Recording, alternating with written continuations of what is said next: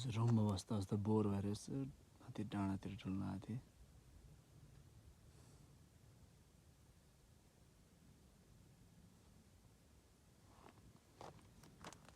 घाम डुब्न लागिरहेछ। म चाहिँ यसो रुमतिर फर्किने विचार गर्दैछु।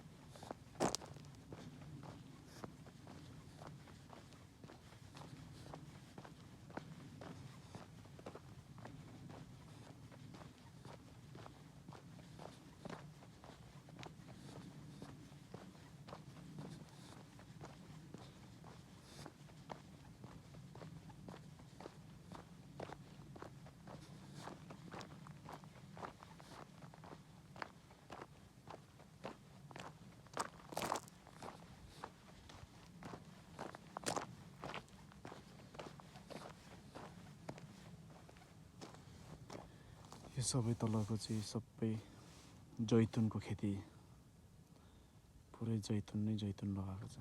कुनै कुनै ठाउँ चाहिँ आलमन्ड पनि लगाएको छ। हाडे बदाम पनि भन्छौँ हामी। कतै कतै हाडे बदाम छ, तर धेरै जसो यो सबै जैतुन लगाएको छ। अलिभ, यो सबै अलिभ ट्री हो। म चाहिँ देखेको त्यो सहरदेखि आएको यहाँ टाढा छ एकदम। त्यहाँ 1 घन्टाभन्दा बढी हिँडेर आएको छु। मलाई फर्किन नै लगभग त्यति नै समय लाग्छ। अहिले साँझमा घाम डुबिसकेको छ। अब त्यही भएर म फर्किँदैछु अब।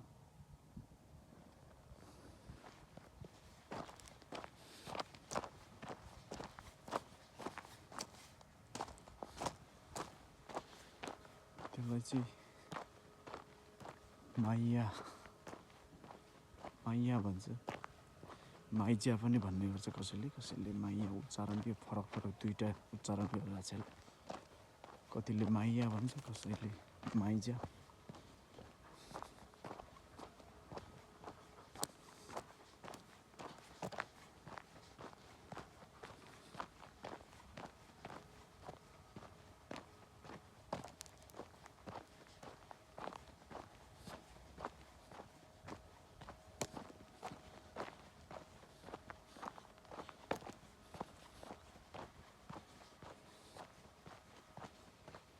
यहाँको ढुङ्गा बहुत अनौठो खालको ढुङ्गाहरू छ। एक प्रकारले हेर्दाखेरि नौलो रमाइलो पनि लाग्ने।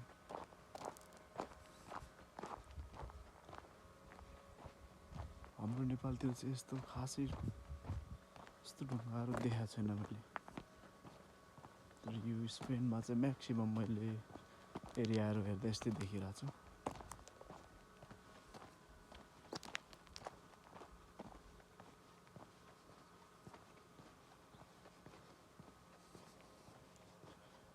यो पनि अलिभ ट्री नै हो। यो फली पनि रहेछ। फल पुरा पाकिरहेछ यहाँ।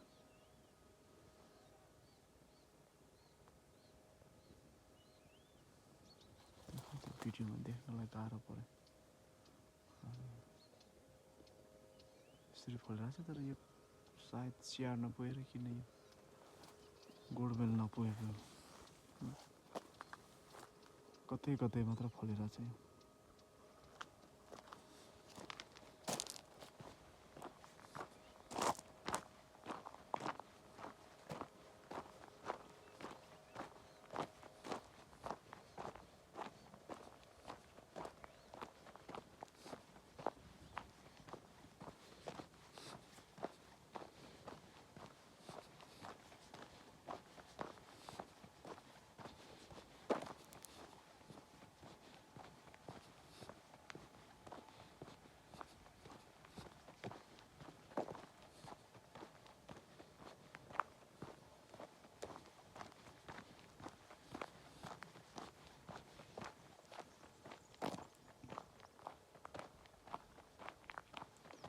उतातिर नि पुरो फल्नु त फलाएको छ तर एकदम पातलो फलेर चाहिँ यहाँ चाहिँ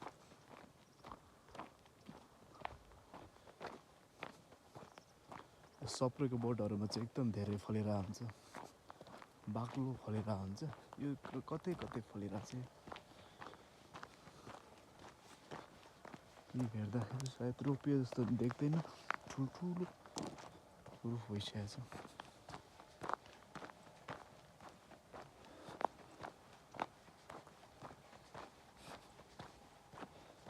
पछि यो परको डाँडा हुँदै त्यो डाँडाबाट घुम्दै घुम्दै जानुपर्छ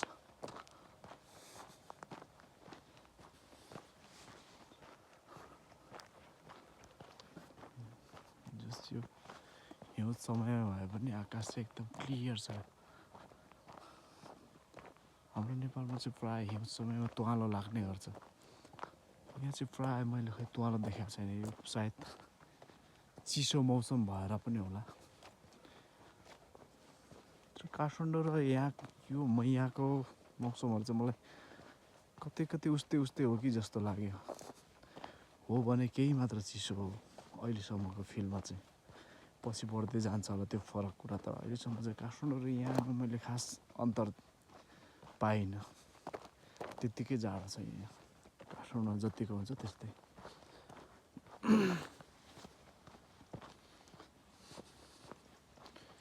यो चाहिँ हामी हाडे बदाम पनि भन्छौँ आलमन्ड फलिरहेको छ यसलाई फेरि टिपेको छैन यो पनि फलिरहेको छ तर एकदम कम मात्रामा फलेको छ यो पनि आलमन्ड चाहिँ हेर्दाखेरि हाम्रो नेपालमा आडुको बोट जस्तो देखिँदो रहेछ तर त्यसको फलाइबाट मात्र छुटाउन सकिँदो रहेछ सजिलोसँग चाहिँ नजिकमा गएर हेर न हुन त छुटाइन्छ तर त्यति सहज चाहिँ छैन छुटाउनलाई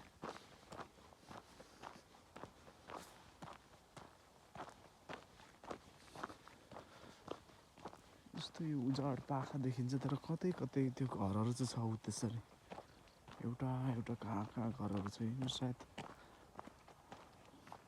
फार्मिङको लागि यो कुनै समय आउँदाखेरि बस्ने घर हुनसक्छ सायद त्यहाँ बस्छ जस्तो लागेन मलाई मान्छे अहिलेसम्म भेटियो घरहरूमा कतै पनि मैले मान्छे देखेको छैन